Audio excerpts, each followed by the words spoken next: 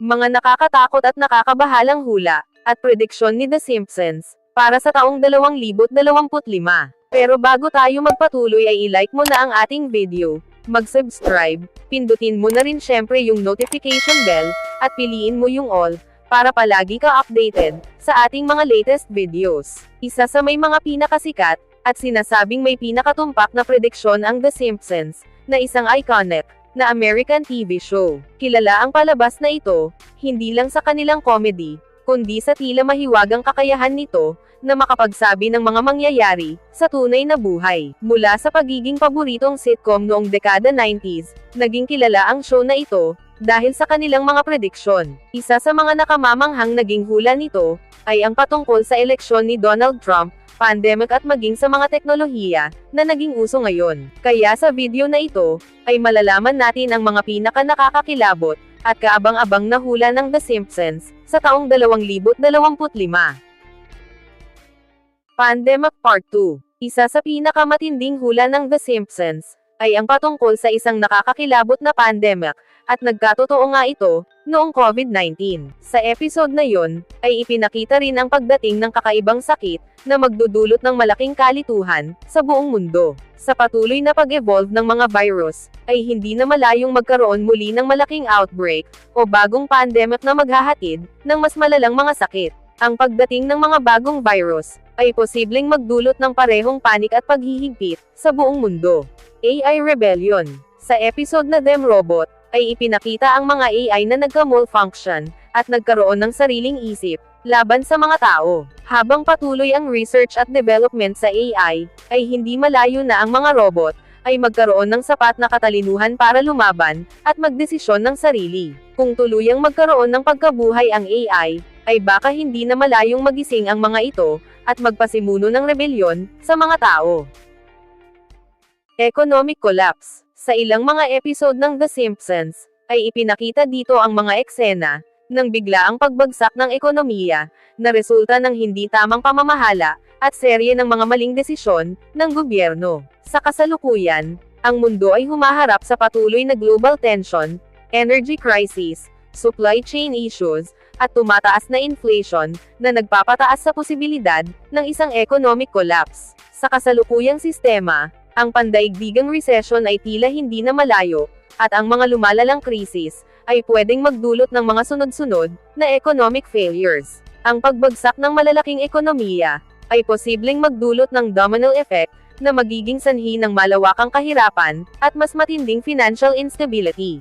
AI Domination. Sa episode na Treehouse of Horror, ay ipinakita kung paano nawala ang trabaho ni Homer, dahil sa artificial intelligence, na isang babala ng mundo, kung saan halos lahat ng trabaho ng tao, ay kayang gawin ng mga makina, at automation. Hindi lang simpleng mga gawain ang kayang gawin ng AI, dahil kaya rin ito gawin ang mas komplikadong gawain, na dati ay tao lamang, ang nakakagawa. Sa bilis ng paglabas ng artificial intelligence, at paglaganap nito sa iba't ibang industriya, ay hindi malayong mangyari, at darating ang panahon, na maraming mga manggagawa ang mawawalan ng trabaho, at ang mga kumpanya, ay baka mas piliin ang AI, kaysa sa mga tao. Dahil sa efficiency nito, ang pag-takeover ng artificial intelligence, ay tila hindi na lang sci-fi, kundi isang posibleng reality, na magdudulot ng malawakang epekto sa ekonomiya, at mga trabaho sa buong mundo. Paglilipat ng tao sa Mars. Ang The Simpsons ay nagpakita rin ng ideya, ng paglilipat ng tao sa pulang planeta, bilang alternatibong tirahan, sa hinaharap. Dahil sa pagunlad ng space exploration ngayon, ay may mga plano ng tumira ang mga tao sa ibang mundo, sa mga susunod na panahon. Maraming kumpanya tulad ng SpaceX, ang nagpaplano na gawing kolonya ang planet Mars, at maaaring sa taong 2025, ay magkaroon na ng mga unang settlers na tatawid, sa panibagong mundo. Malfunction ng self-driving cars. Sa isang episode ng The Simpsons, ay ipinakita ang eksenang hindi humihinto ang self-driving car, kahit kailangan pumunta ni Homer, sa comfort room. Sa kasalukuyang panahon, ay patuloy na pinagkakatiwalaan, at pinapaunlad ang self-driving technology, dahil sa potensyal nito magbigay, ng convenient at safety. Subalit may mga panganib din ito, dahil kapag nagkaroon ng malfunction, o naging target ng cyber attack, ang mga self-driving car ay posibleng maging seryosong banta sa buhay ng mga pasahero. Sa mga posibilidad ng pag-hijack ng system, o glitches na hindi inaasahan, ay nagiging malinaw na hindi palaging kontrolado ang teknolohiyang ito. Sa kabila ng mga benepisyo nito, ay hindi pa rin ganap na maaasahan ang self-driving cars para sa kaligtasan ng mga tao.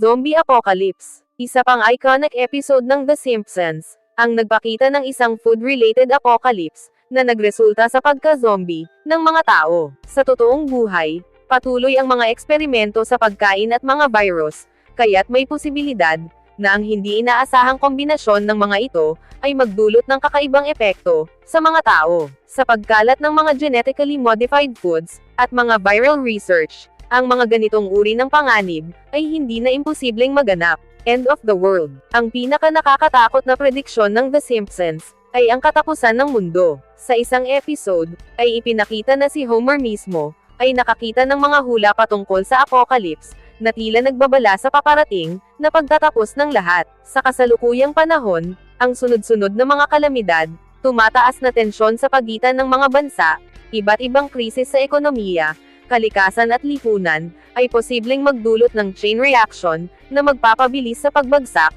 ng ating mundo. Kung mangyari man ito, posibleng ang taong 2025 na ang simula ng ating pagbagsak patungo sa hindi na maiiwasan na mga sakuna. Isang apocalyptic na senaryo na magwawakas sa kasaysayan ng ating mundo. Nuclear Apocalypse. Isa sa pinaka-nakakatakot na eksena sa The Simpsons ay ang aftermath ng isang nuclear disaster, kung saan nagdulot ito ng malawakang pinsala at halos walang natira sa populasyon. Ang ganitong senaryo ay tila mas lumalapit sa reality, habang patuloy ang tensyon sa pagitan ng ilang mga bansa, partikular na ang mga may hawak ng mga makapangyarihang sandata, katulad ng nuclear weapons. Sa isang iglap, o dahil sa maling desisyon, ay pwedeng matrigger ang isang sakunang magdudulot ng malaking pagkawasak sa ating mundo. Kapag dumating ang puntong ito, ay hindi lamang buhay ng tao ang apektado, kundi pati na rin ang buong kalikasan. Sa dami ng mga nuclear weapons sa ngayon, ang nuclear apocalypse ay isang malubhang posibilidad. Kamala Harris, bilang Pangulo. Sa isang episode ng The Simpsons, ay nagpakita sila ng isang babaeng presidente ng Estados Unidos, na halos kamukha ni Kamala Harris. Sa kabila ng pagkatalo sa mga nakaraang halalan, ay patuloy pa rin ang usap-usapan sa posibleng pagkapangulo niya sa hinaharap. Kung sakaling magkaroon ng mga biglaang pagbabago sa liderato ng Estados Unidos, o kung may nangyari kay President Donald Trump, ay posibleng siya ang pumalit sa posisyong naiwan. Sa kasalukuyan, ay mas malaki ang posibilidad ng mga ganitong sitwasyon dahil sa political dynamic sa United States of America. Ang prediksyon ng The Simpsons ay posibleng magkatotoo, lalo na kung dumating ang pagkakataon na kailangan ng isang bagong pinuno sa White House na may sapat na kakayahan at lakas ng loob upang harapin ang mga kasalukuyang problema. Bago tayo magtapos ay i-like mo na ang ating video, mag-subscribe, pindutin mo na rin syempre yung notification bell, at piliin mo yung all, para palagi ka updated sa ating mga latest videos. Ang mga hula ng The Simpsons ay hindi lang basta entertainment, kundi ito ay nagbibigay babala ng mga posibleng maganap sa hinaharap. Ngayong taong 2025, ang ilan sa mga ito ay tila papalapit na sa katotohanan. Maraming beses na pinatunayan ng mga expert at mga taga-subaybay ng palabas na ang The Simpsons ay hindi nagpaplano ng mga ganitong uri ng prediksyon, kundi nagkakataon lamang na ang nilalaman ng kanilang mga episode ay nagiging relevant para sa hinaharap. Walang matibay na ebidensya na nagpapakita na sinadyang ipalabas ng mga manunulat ng The Simpsons ang mga kaganapan. Ang eksena ay higit na maituturing na isang kakaibang pagkakataon kaysa sa isang aktwal na hula. Mangyari man o hindi, ang mga hula ng The Simpsons ay isa lang ang dapat nating paniwalaan at sampalatayanan. Ito ay walang iba kundi ang nag-iisa natin, na kataas-taasang Panginoon. Ikaw, ano ang masasabi mo sa mga hula ng The Simpsons? Mangyari nga kaya ang mga ito sa taong 2025? Comment mo sa baba ng ating video yung sagot o masasabi mo para malaman din namin. See you on our next videos.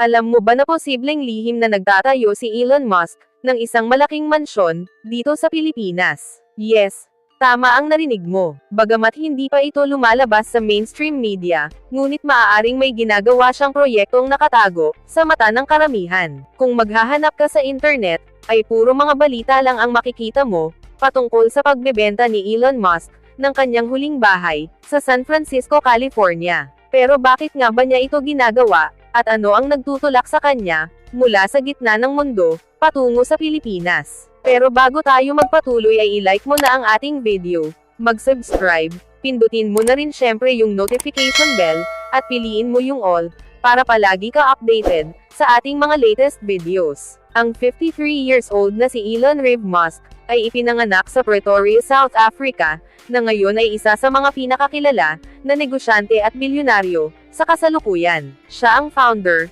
CEO at owner ng mga matagumpay na kumpanya, katulad ng electric car giant, Tesla at SpaceX, na private space exploration company. Ayon kay Elon Musk, sa kabataan pa lamang niya, ay namuhunan na siya sa mga malalaking tech brand. Noong taong 2022, ay gumawa siya ng headline, matapos bilhin ang Twitter, sa halagang $44 billion, at binago ang pangalan nito, sa tawag na X. Dahil sa kanyang matapang na personalidad, at mga makasaysayang tagumpay, ay madalas siya ikumpara sa mga alamat, katulad nila Henry Ford, at Steve Jobs. Ayon sa mga report noong 2021, ay lalong umangat ang kayamanan ni Elon Musk, kung saan nilagpasan niya ang executive chairman ng Amazon, na si Jeffrey Preston Bezos, at kinilala siya bilang ang pinakamayamang tao sa buong mundo. Hanggang sa kasalukuyan, ay hawak pa rin niya ang titulong ito. Ngunit katulad ng marami, ay nagsimula lang din sa baba si Elon Musk. Noong taong 1995, dala ang $15,000, at kasama ang kapatid niya na si Kimball, ay inilunsad na nila ang Zipto, isang platform na tumutulong sa mga gazette na makagawa ng mga online city guide. Dahil sa tagumpay ng kanyang negosyong ito, ay sa loob lang ng 4 na taon, binili ng Compaq ang Zipto, sa halagang $307 million. Hindi naman tumigil doon ang pangarap ni Elon Musk, kaya gamit ang kanyang kinita, inilunsad niya ang X.com noong 1999, na isa sa mga pinakauna na online banking platform. Pagkalipas ng mga taon, ay nagsama ang X.com at Confinity, at naging PayPal. At para na rin sa ating kaalaman, ay di umano inagaw ni Peter Thiel ang posisyon ni Elon Musk bilang CEO ng PayPal. Pero ganun pa man, sa kabila nito ay binili ng eBay ang PayPal sa halagang $1.5 billion. Dahil dito, ay kumita si Elon Musk ng $175 million mula sa kanyang shares. Noong taong 2002, ginamit niya ang perang kinita mula sa pagbebenta ng PayPal upang itatag ang SpaceX. Dahil na rin sa husay at sapat na perang pangpuhunan, ay mabilis ang naging progreso niya sa larangan ng space exploration. Pagdating ng taong 2004, pumasok siya sa mundo ng electric vehicles, at naging early investor sa Tesla. Gamit ang $6 million investment, ay naging Hansen si Elon Musk sa kumpanya, at pinamunuan ito na maging pinakamahalagang automaker sa buong mundo. Hindi lang electric vehicles ang naging focus ng Tesla, kundi pati na rin ang solar energy. Ngunit bakit nga ba tila nakafocus si Elon Musk sa Pilipinas, at bakit ngayon pa? Ayon sa mga report, ay layunin niya dalhin ang mga serbisyo ng SpaceX, partikular ang Starlink sa bansa, at sa mas malawak na rehiyon ng Timog Silangang Asya.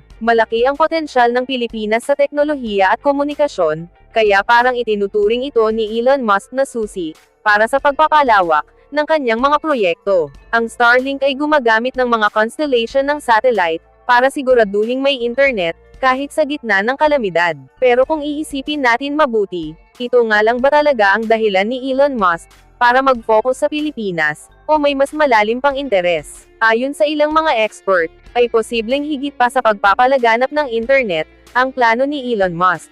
Alam mo ba na ang average salary ng mga Pilipino ay nasa $500 kada buwan, o mga 30,000 pesos? Maaaring nakikita niya ang murang labor sa bansa, bilang oportunidad upang mapalaki pa ang kita ng kanyang mga negosyo. Pero hindi pa ito natatapos doon, bagamat ang ating political system ay may pagkakahawig sa Amerika, kung saan may malakas na impluwensya ang mga makapangyarihang tao, at nagbibigay ng haka-hakang posibleng hikayatin ni Elon Musk, ang ilang mga mambabatas, na unahin ang kanyang mga proyekto. Maliban pa sa Starlink, ay malaki rin ang posibilidad na pasukin ni Elon Musk ang real estate market sa Pilipinas. Pero ang tanong natin, ito ba ay para sa kapakanan ng lahat, o para sa kanya lamang? Una, kung mag-i-invest si Elon Musk sa real estate, ito ay posibleng magbigay buhay sa ating ekonomiya.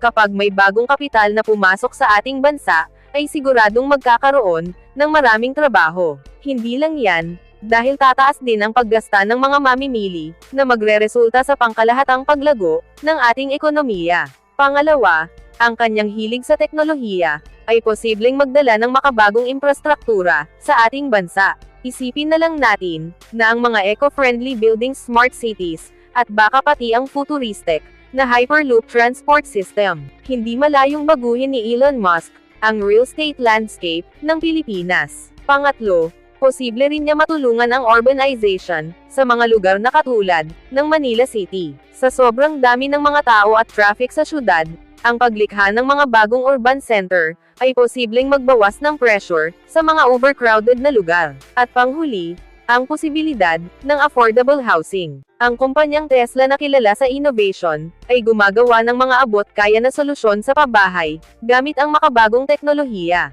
Kung ito ay madadala sa Pilipinas, ay mas madali para sa maraming Pilipino na magkaroon ng sariling tahanan. Kung maisa sa katuparan ni Elon Musk ang lahat ng ito, ay hindi lang tayo magkakaroon ng mabilis na internet, dahil maaari rin maging sentro ng teknolohiya at innovation ang Pilipinas. Mahihikayat nito ang mga negosyante at mga talentado mula sa iba't ibang bahagi ng mundo. Isipin mo na lang, baka maging kilala pa ang Pilipinas bilang isang pangunahing tech hub sa Southeast Asia.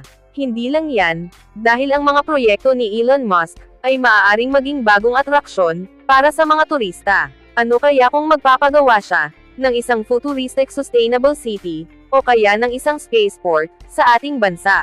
Hindi ba't nakakatuwang isipin na posibleng mangyari yon? Bagamat kilala si Elon Musk sa pagtataguyod ng mga sustainability, subalit ang mga malalaking proyekto sa mga rural area ay may potensyal na mag-iwan ng bakas sa ating kalikasan. Kaya naman malaking tanong, kung paano babalansehin ni Elon Musk ang kanyang pangakong protektahan ang kalikasan habang patuloy na nag-i-invest sa ating bansa. Posible bang magdala si Elon Musk ng mas malaking pagbabago sa Pilipinas? Ang sagot ay maaari, dahil isipin na lang natin na dadagsa ang mga turista mula sa iba't ibang bahagi ng mundo para makita ang mga proyekto niya na nagpapakita ng teknolohiya at innovation. Pero bago tayo masyadong magsaya, paano kaya nito maaapektuhan ang ating kalikasan? Kilala si Elon Reeve Musk sa kanyang pagtutulak ng sustainability, ngunit hindi maitatanggi na ang malalaking proyekto ay posibleng magdulot ng epekto sa kalikasan, lalo na kung isasagawa ito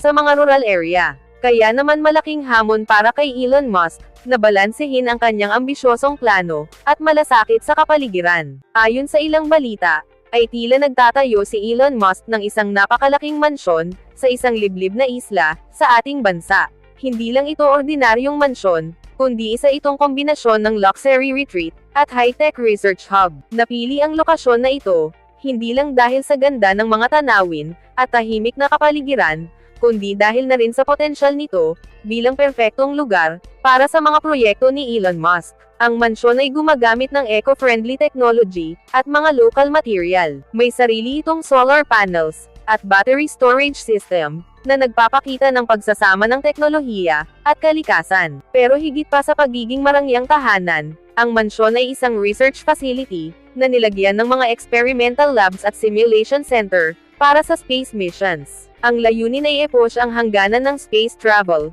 sustainable living, at iba pang teknolohiya na parang hinugot mula sa hinaharap. Hindi lang para sa kanyang sariling benepisyo, ang mga plano ni Elon Musk kundi kasama sa kanyang proyekto, ang pagpapabuti ng infrastruktura ng lokal na komunidad. Ito ay nagbibigay ng trabaho para sa mga Pilipino, at nag-aalok ng pondo para sa edukasyon, lalo na sa science and technology. Layunin niya na bigyang inspirasyon ang mga kabataang Filipino, na maging bahagi ng innovations sa hinaharap. Sa kabila nito, ay nananatiling lihim ang detalye ng proyekto, at limitado lamang ang media coverage, at tanging ilang insider ang may nalalaman patungkol dito.